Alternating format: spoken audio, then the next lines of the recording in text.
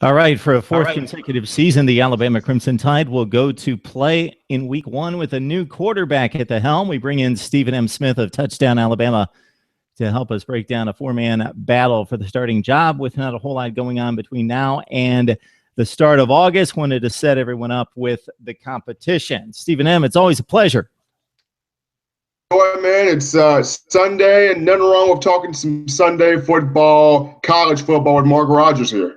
I believe we're about 14 weeks away from when they actually get on the field. So let's fill some time, more than fill some time. We've got some important things to get to, and no more important than filling that signal caller role for the national champions. Blake Barnett, considered the top pocket passing prospect out of high school in 2015, according to most services, now may be the front runner for this job.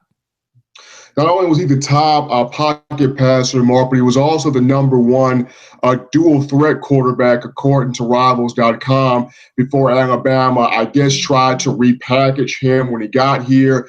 Barnett, for a while, kind of struggled with getting some good weight on him. I talked to a lot of people. He's now up to 215 pounds, which is a good sign. He has been now officially putting on more weight.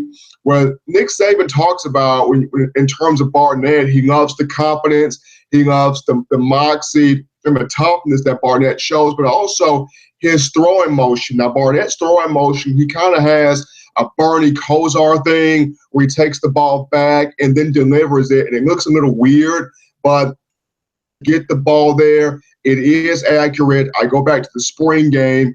Barnett did complete 9 of 16 passes for Team White in that win for Team White by a score of 7-3. Blake Barnett had a couple of passes to Cam Sims, a few throws to Miller Forrestall, of course, a bullet to running back, wide receiver Xavier Marks that was on target. So a lot of positive things for Blake Barnett. And where Alabama fans look at this coming into this season, Mark, stability is sexy. And what I mean by that is, yes, you have 10 to 15% of the Crimson Tide fan base that go, as long as Lane Kiffin's calling the offense and Saban's the main guy running the ship, it doesn't matter who the quarterback is, because you look at the last 2 years, fans, not much confidence in Blake Sims, not much confidence in Jacob Coker, but Lane Kiffin took both guys, made them 3,000-yard passers. Jacob Coker, of course, the national championship. Both guys got opportunities in the National Football League. Of course, for Blake Sims, did not work, but Lane Kiffin got him there. The same thing with Jacob Coker, now with the Arizona Cardinals. So a lot of fans understand that as long as Kiffin's calling the ship, there's always an opportunity.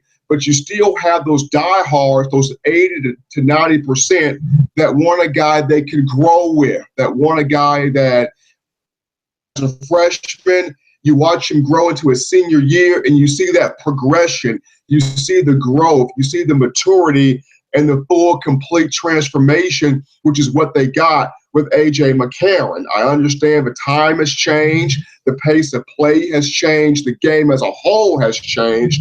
But you look at Alabama, Crimson Tide Nation, they still long for that quarterback, appreciate what Lane Kiffin's done, appreciate what the prior two guys, Sims and Coker, have done, but at the heart of the Crimson Tide Nation, they still want to have that guy that they can grow with. And Barnett. Yeah, and the advantage Alabama has over 90-some% of the schools out there is that they have 4 and 5 prospects coming in at a position like quarterback who are highly touted coming out of high school.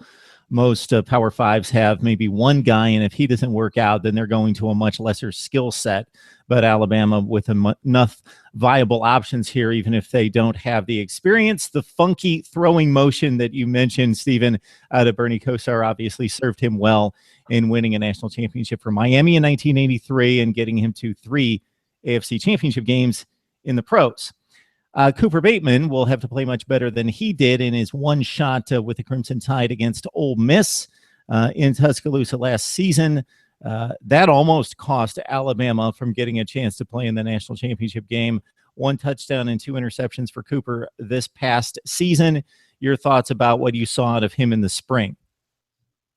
I thought Cooper Bateman had a good spring. Here's a guy that's finally starting to kind of find himself, kind of find the rhythm and how to play the game in a Nick Saban, Lane Kiffin system. People tend to forget Cooper Bateman was a highly talented prospect himself in 2013, coming from Cottonwood High School out of Murray, Utah, one of the nation's top quarterback prospects and Elite 11 finalists.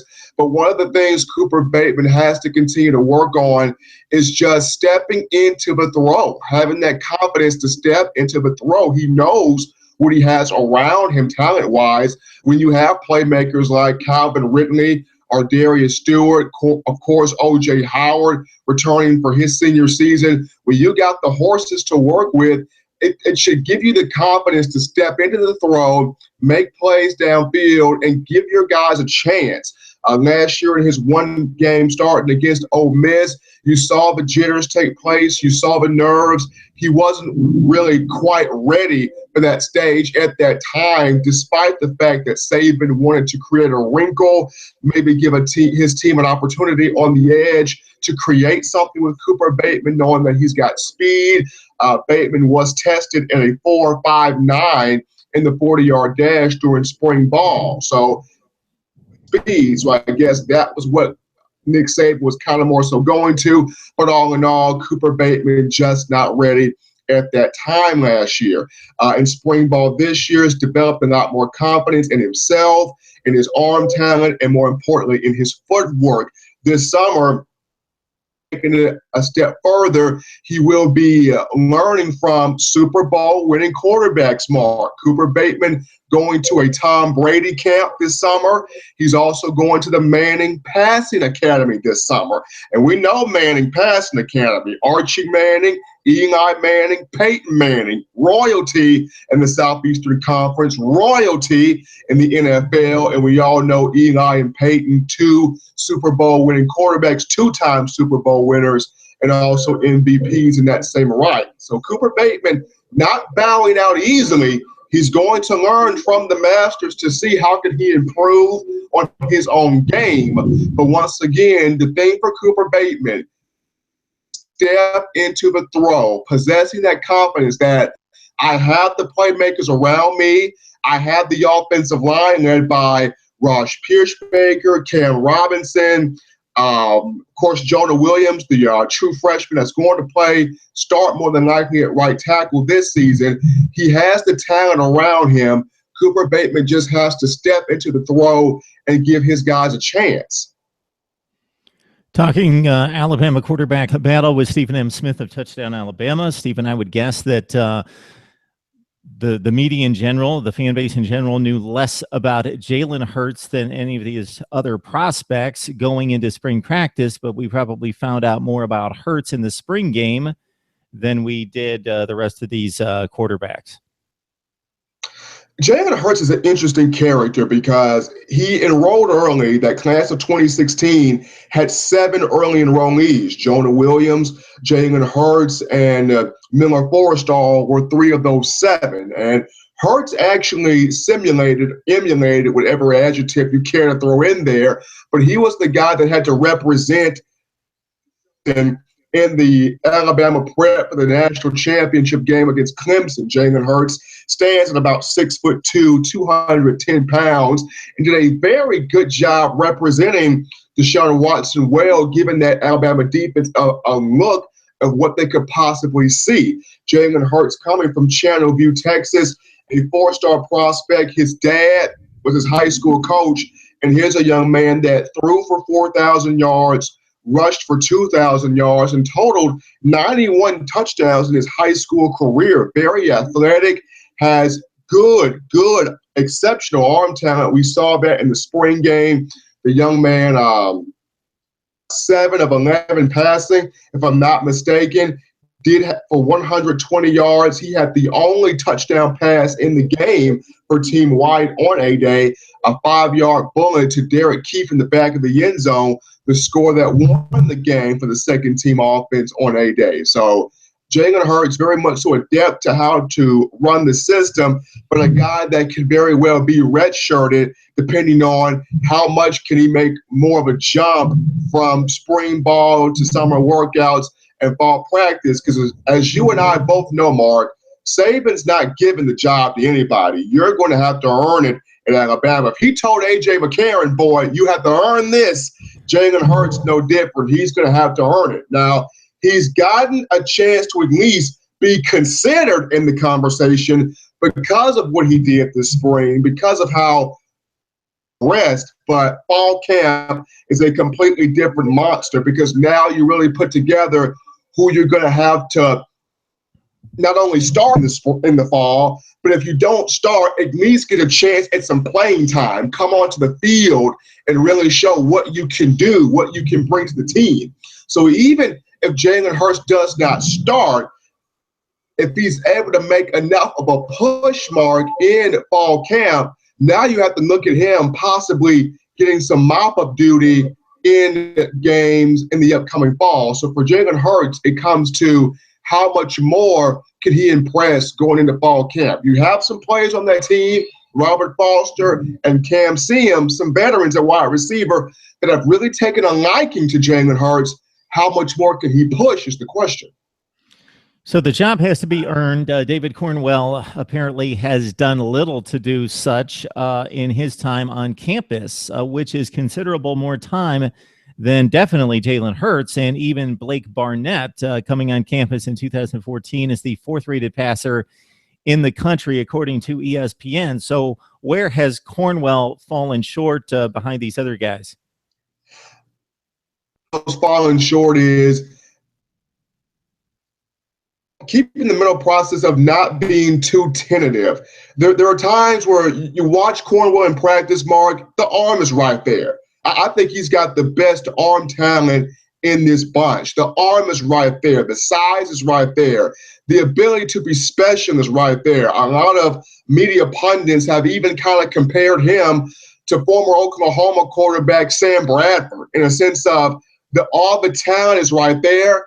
It's just getting it out of him is the question. Being able to have him really lock in mentally and have that confidence to not be so tentative.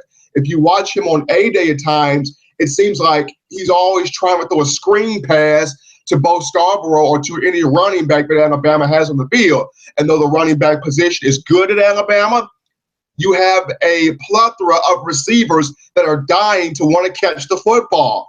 Get them the football in open space and allow these guys on the outside to work for you. So for David Cornwell, the whole package together, the whole package is right there.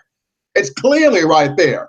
It's can he finally just really calm himself down, not think, just put it together. That's what Lane Kiffin is trying to get him to do. That's what the team is trying to get him to do. Just put the whole package together at times.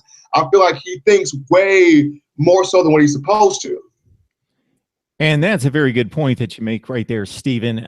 With any position on the football field or in sports in general, you could make this analogy. You could break it down like this, but no more so than quarterback, that the physical aspect has to be there. You have to be ultra talented to play at this level. You've got to have the emotional stamina. The mental aspect has to be covered as well. You've got to be able to process that playbook and be able to mentally grasp the offense. Then on top of that, you have to be able to process it in the moment. So maybe you understand the playbook and you have the physical abilities, but in the moment with everything flying around you, you can't process it to make the decision in a split second that you need to make. And then even the guys that are able to do that in practice, in live action, 7-on-7, or even a full squad scrimmage, maybe can't do that when it's really hyped up in front of a stadium full of people. So a lot of layers to that, a lot of complexities that make the quarterback position maybe the most difficult to process in sports. Stephen M. Smith from Touchdown Alabama joining us to break down this Alabama quarterback battle that is 4 deep right now. It'll be interesting to see what we get in August. Thank you so much, Stephen. No problem, Mark. I appreciate it.